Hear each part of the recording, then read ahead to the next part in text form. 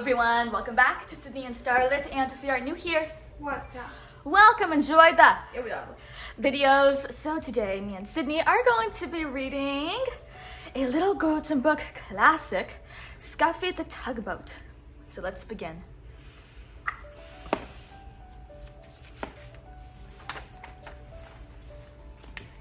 Scuffy was sad. Scuffy was cross. Scuffy sniffed his blue smokestack.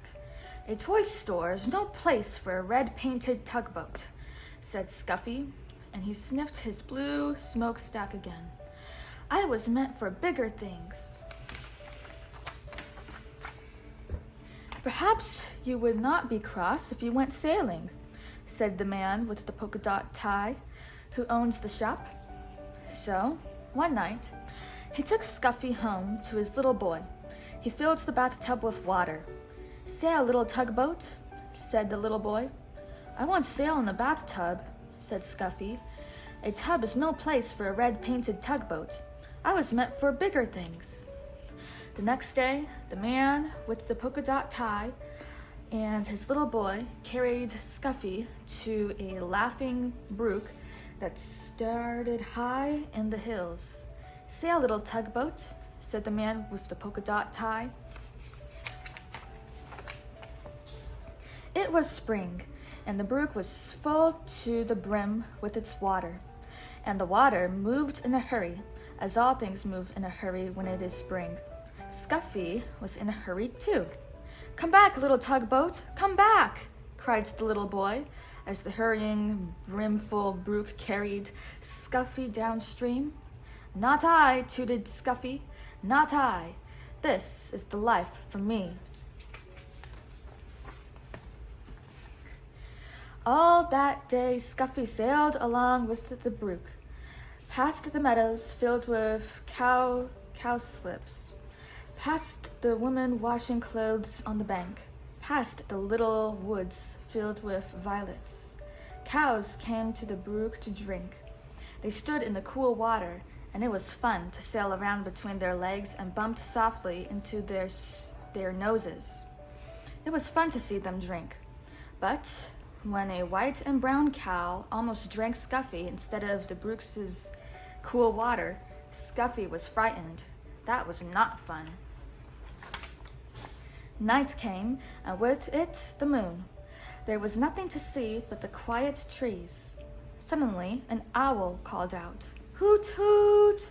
Toot, toot! Cried the frightened tugboat. He wished he could see the smiling face of the man with the polka dot tie. When morning came, Scuffy was cross instead of frightened. I was meant for bigger things, but which way am I to go? He said. But there was only one way to go, and that was with the running water where the two brooks met to form a small river. And with the river sailed Scuffy, the red-painted tugboat. He was proud when he sailed past villages. People build villages at the edge of my river, said Scuffy, and he straightened his blue smokestack. Once Scuffy's river joined a small one jammed with logs. Here were men in heavy jackets and great boots walking about on the floating logs, trying to pry them free. Toot, toot, let me through, demanded Scuffy. But the men paid no attention to him. They pushed the logs apart so they would drift with the river to the sawmill in town. Scuffy bumped along with the jostling logs. Ouch, he cried as two logs bumped together. This is a fine river, said Scuffy, but it's very busy and very big for me. He was proud when he sailed under the bridges. My river is so wide and so deep that people must build bridges to cross it.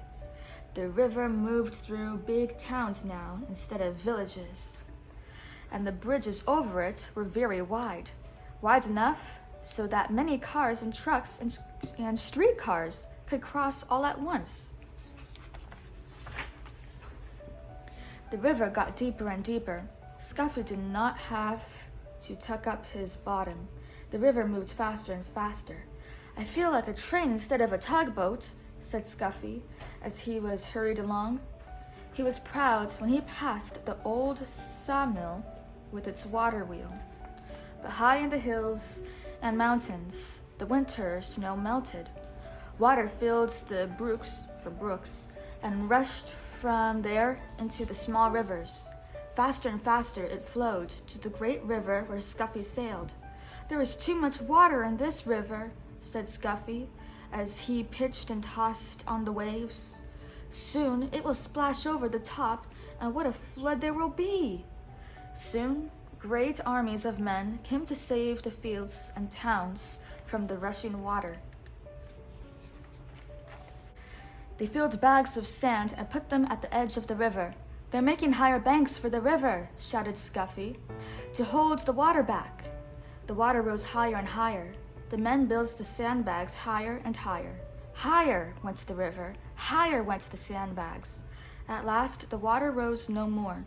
The flood water rushed onto the sea, and Scuffy raced along with the flood. The people and the fields and towns were safe. On went the river to the sea. At last Scuffy sailed into a big city. Here the river widened, and all about were docks and wharvers, however you say that.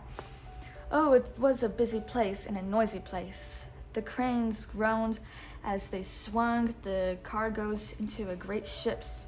The porters shouted as they carried suitcases and boxes on board. Horses stamped and truck motors roared. Streetcars clanged and people shouted. Scuffy said, "Toot, toot," but nobody noticed. "Uh-oh," cried Scuffy when he saw the sea. "There is no beginning and there is no end to the sea.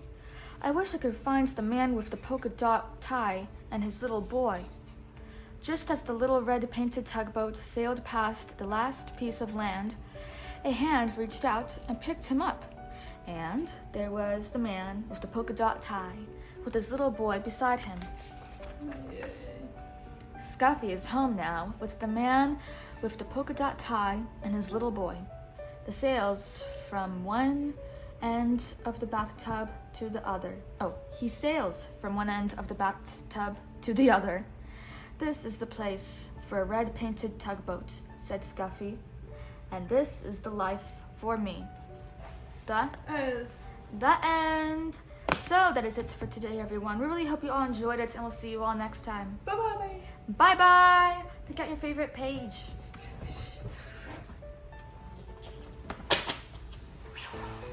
Oh, gosh.